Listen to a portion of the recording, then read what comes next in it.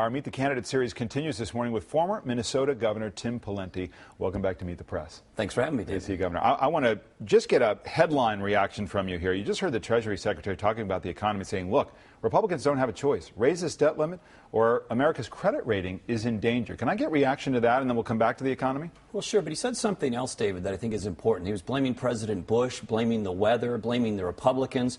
We're almost 3 years into this administration. President Obama should look in the mirror to see who's to blame for the economy in its current state, and it's not doing well. And as to the debt ceiling... Why is he to blame? Are you suggesting the president's to blame?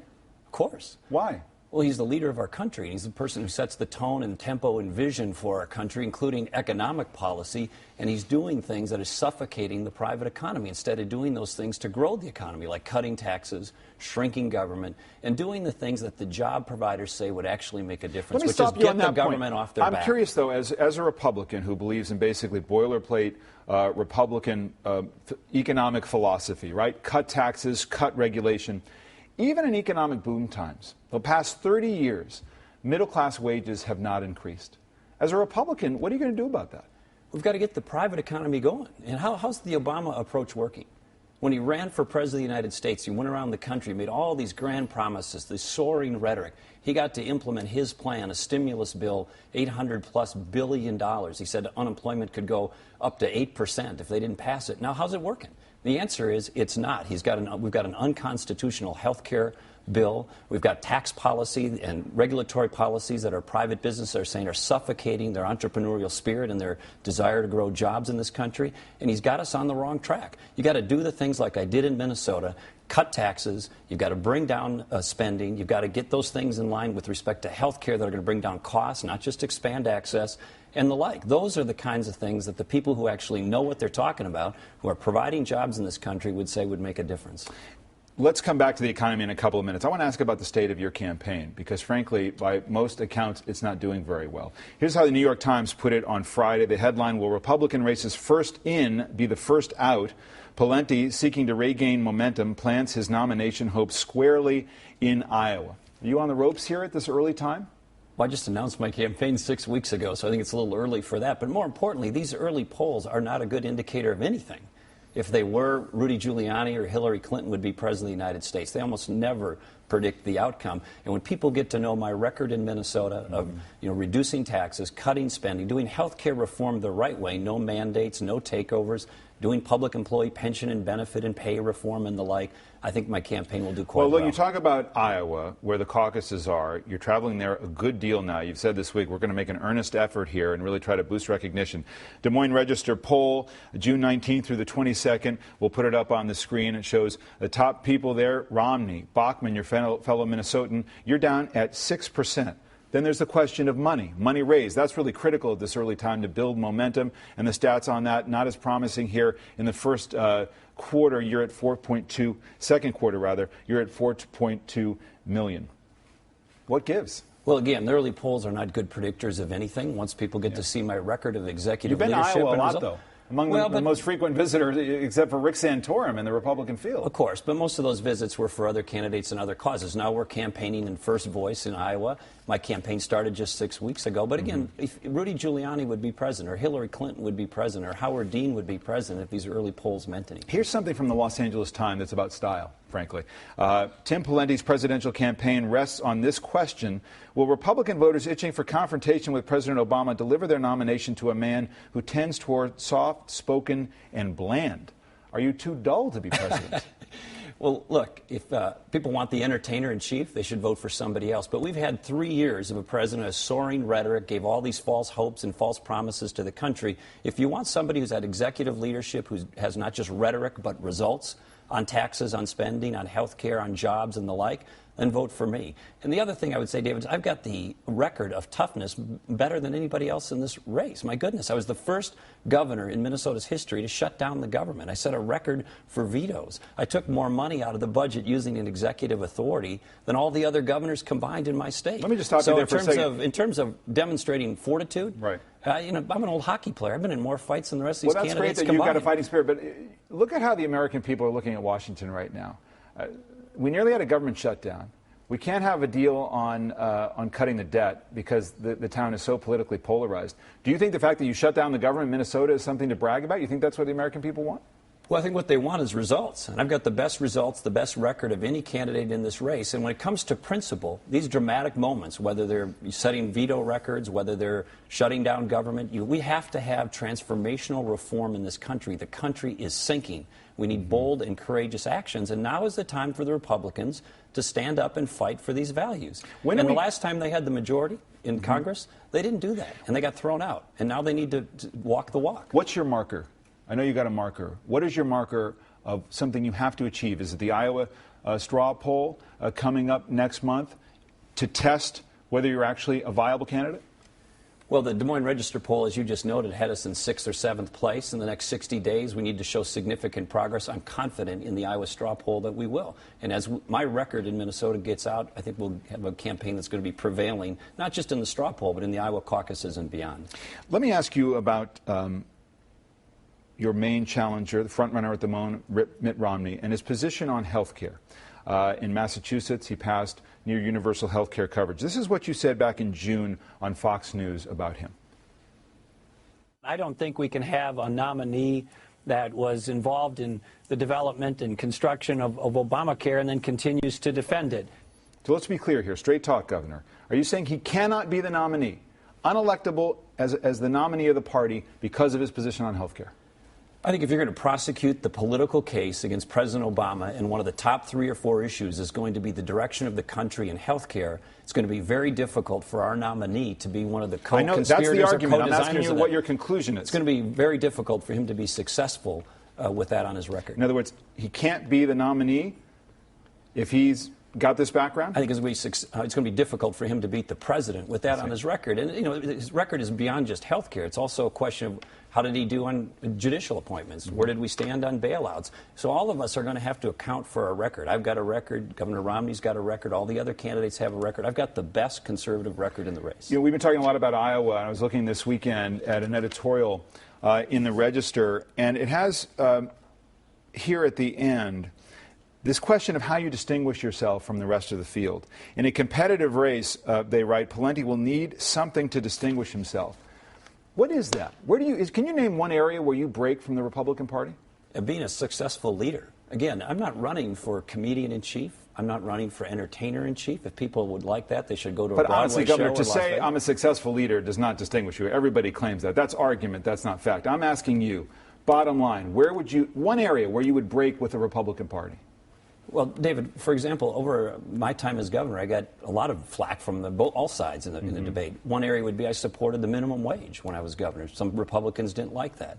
There are times where I differed with my party in other respects. But bottom line is I've got a record, when you look at this, of accomplishment. There's a bunch of people in this race who run around, flap their jaws, but they've never actually done what they're talking about. All the candidates are going to say, I'm for cutting taxes, I'm for cutting spending, I'm for doing health care reform the right way, I'm for conservative judges, and down the list. But I've actually done these things. Well, what about fellow Minnesotan Michelle Bachmann? She's beating you in the polls. She's got more traction coming out of that recent debate and in Iowa. You're a nice guy. You say you're not going to, speak disrespectfully of a fellow Minnesotan. But this is about, again, distinguishing yourself from others in the field. What makes you different than Congresswoman Bachmann? Well, I like Congresswoman Bachmann. I've campaigned for her. I respect her. But her record of accomplishment in Congress is non-existent. It's non-existent. And so we're not looking for folks who just have speech capabilities. We're looking for people who can lead a large enterprise in a public setting and drive it to conclusion. I've done that. She hasn't. Do you think she's too controversial? She has said on this program and elsewhere that this is a gangster government. She thinks the president has un-American views. Do you think that reflects a temperament that's not suitable for the presidency? Congresswoman Bachmann and I share many of the same issue positions. We're both conservatives. I think the main difference is this. I've got executive leadership in a public setting with a record of accomplishment and results under difficult and challenging circumstances, and she has served in Congress. And in that regard, her record of accomplishment is, like I said, non-existent. But what about my question? Do you think it's appropriate to describe the federal government as a gangster government? This administration is a gangster government. Well, everybody's got different rhetoric that they use. The federal government's out of control. Let's face it. It's plain for everybody to see. So whether you call it a gangster government, out of control, reckless, irresponsible. You think those are all the same things? Well, they're similar. But, I've used similar terms. And so you think that's appropriate? A gangster government? Yeah, to call the administration a gangster government. Well, I've called it incompetent. I've called them out of control. I've called them misguided. I've called them failed. I mean, pick your choice. But the point is, this is a group of people who are disconnected from the economic needs of the people in this country. People are hurting. We got nearly $4 a gallon gas. We've got crushing levels of unemployment. We have a federal government that's out of control. Yep. And we have a president who has no clue. So what would you do right now as president? Here we have these debt negotiations going off the rails. What would you do right now to bring this deal home? Well, first of all, they should have gotten in this position in the first place. Well, How that's did we fine, get here? That's fine. But President Obama we're here. exponentially made the deficit worse and the debt worse. I mean, he's essentially tripled it. In March of 2009, David, he looked the American people in the eye and said, I will cut the deficit in half during my first Well, let's term. not forget his Republican predecessor did all the TARP, did all the bailout spending, Yes. and ran up the deficit. So, I mean, there was a period of time where Republican or Democrat likely would have responded the same way. Well, but let's put the numbers on that. When President Bush left office, the deficit was around $500 billion a year or so, and now it's $1.5 trillion or so. So President Obama has tripled it when he promised to cut it in half. All right, but let's bring us the here and now. Yeah, here okay? and now on the deficit. What do you do here to get a deal? Because there was a deal on the table here, $4 trillion in spending cuts. That's a lot of money. That's quite an accomplishment for Republicans who have been driving that. Well, I've supported this approach. Look, we need structural, real, permanent change. So obviously the long-term device in my goal should be to get a constitutional amendment to balance the budget. That's going to take some time, so you need some intermediate strategies. 2, peg spending going forward to a % of GDP so that we have that capped. And in the near term, you've got to do real reform and spending reductions. And I've got the most detailed plan of any candidate on the race on the table. Well, and I'd add one more thing. Get the economy growing. This isn't just about cutting everything. You know, I got criticized for having an aggressive economic plan. We need an aggressive economic plan. We have to get this economy growing if we're going to get out of this hole. But what about the question of what you have to be willing to cut or willing to raise? This is what David Brooks wrote in his column, I'm sure you've seen this week, about the Republican Party. The struggles of the next few weeks are about what sort of party the GOP is, a normal conservative party or an odd protest movement that has separated itself from normal governance, the normal rules of evidence, and the ancient habits of our nation. If the debt ceiling talks fail, independent voters will see that Democrats were willing to compromise, but Republicans were not. If responsible Republicans don't take control, independents will conclude that Republican fanaticism caused the default. They will conclude that Republicans are not fit to govern, and they will be right. Well, with all due respect to David Brooks, this is not the time for Rockefeller republicanism. We've got a country that is sinking. We've got a country that is on the verge of a crisis in this debt ceiling issue, and that's just one symptom of much larger problems. And so if the answer is to just split the difference with the Democrats and be for tax increases, be for more spending, but just a little less than the Democrats, that's not what I believe. But that's what Barack that Obama is not believes. factual. That's not the deal on the table. There was an opportunity for $4 trillion in spending cuts, a few $100 billion in terms of revenue increases, but there is this purity test, which is no tax increases, no revenue increases at all. The Treasury Secretary says that's just not a balanced approach. Is that good governing for Republicans who control the House to say, sorry, no tax increases, period, even when they're looking at getting potentially $4 trillion in spending cuts? Well, David, we don't know what the deal was because we haven't seen the details. But if you look at how we got in this mess and you look at the growth of the private economy and you look at the relative growth of government spending versus the growth in tax revenues, the revenues are not what's out of balance. It's the spending that's out of balance. You can't be a fair-minded person and say, look at this thing over the last 10, 20 years and say that it is the revenues that have somehow not kept pace with the private economy. What's happened is government spending has gone up way beyond that. That's how we got in the hole. So you have to define balance in context. All right, but are you saying, would you be open to any revenue increases if it would help you get a deal on the scale of trillions of dollars of spending cuts? The United States federal government is not under tax. It spends too darn much. So your answer is no, you would not entertain that. We shouldn't raise taxes. So even if it means that the debt ceiling is not raised? That's the approach I took in Minnesota. We have to draw the line in the sand. That's why I shut down government You're in willing Minnesota. to face the credit rating dropping and the catastrophic effects that the Treasury Secretary describes? What I'm willing to do is tell the President of the United States that if he wants the debt ceiling raised, then he should do those things I described earlier. And he's the one who should slow down the spending and get the thing back under control. The reforms that I mentioned earlier are the right reforms, and there's no objection to them in terms of the president's willingness or desire, I should say, to do those. And he won't do them, but why is he opposed to a constitutional amendment to balance the budget? Why would he be opposed to that? Why would anybody be opposed to that? So why can't we ask President Obama to come in that direction? He's the one who is supposed to set the tone and the tempo for this country, and he's not doing it. Do you support Paul Ryan's approach to Medicare? I've said, changing it into a voucher program or premium support program? As between President Obama's plan, which is doing nothing, and Paul Ryan's plan, if that bill came to my desk, I'd sign it, but I have my own plan, and it's different in some respects than Congressman Ryan's plan. I want to do just a few foreign policy notes. We've only got a few minutes left, and I'll go through them. First, on Libya, you've said, look, we got to get Gaddafi out of there. I'd go in there and I'd get him out. Would you send ground troops to Libya at this point?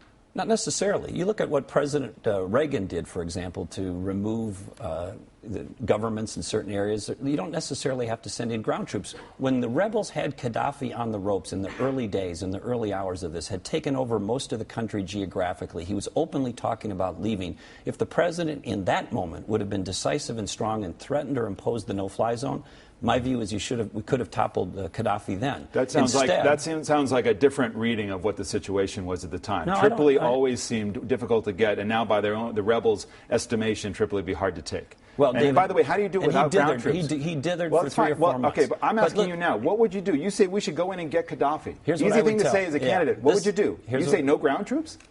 Not necessarily. Well, what's the not necessarily I would tell part? How else Gaddafi do this: you do it? you can go the easy way or you can go the hard way, but now you're going. He just got indicted by an international tribunal for war crimes, or the equivalent of war crimes. This is a man who has American blood on his hand. He killed Americans. He's a terrorist. This is somebody who Ronald Reagan tried to kill in the 1980s. How? I'm asking you to back up how. The United States of America has the ability to find and hunt down and bring to justice So Muammar special Gaddafi. forces. You're saying send in special forces if necessary. If you wanted to, you could kill him with a cruise missile, if you wanted to.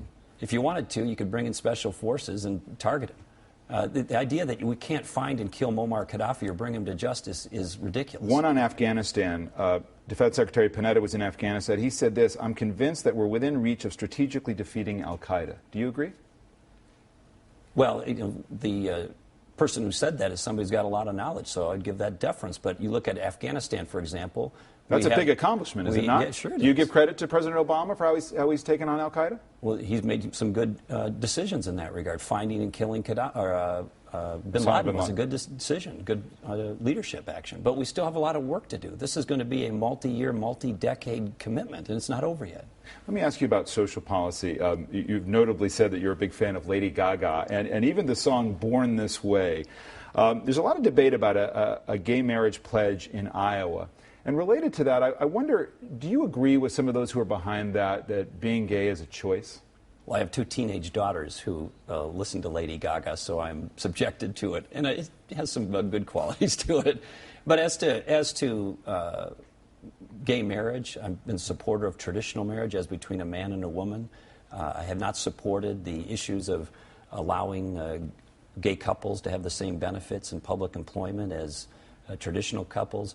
And so this is an issue in Iowa and across the whole country. But I've stood in favor of traditional marriage and traditional relationships. Is being gay a choice? Well, the science in that regard is in dispute. I mean, the scientists work on that and try to figure out if it's behavioral or if it's partly genetic. What do you think? Well, I defer to the scientists in that regard. So you think it's not a choice? That you are, as Lady Gaga says, you're born that way? There's no scientific conclusion that it's genetic. We don't know that. So we don't know to what extent it's behavioral, and that's something that's been debated by scientists for a long time. But as I understand the science, there's no current conclusion that it's genetic. All right, Governor Pawlenty, lots more debate to come. We'll be watching you on the campaign trail. Thank you very much. Okay, thank you.